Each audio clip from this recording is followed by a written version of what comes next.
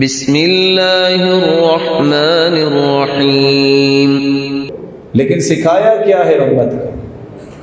रावी रिवायत करते हैं कि करके दिखाया कि जब किसी को छींक आए तो उसको अपने चेहरे पे हाथ रख लेना चाहिए, कपड़ा रख लेना चाहिए और अपने मुंह पे हाथ रख के अपने नाक को भी दबाएं ताकि किसी तक को ऐसे जो ज़र्रात हैं वो ना पहुँचे, किसी को तकलीफ ना हो।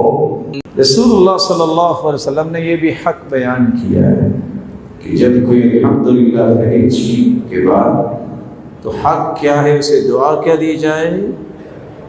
यरहमुकल्लाह।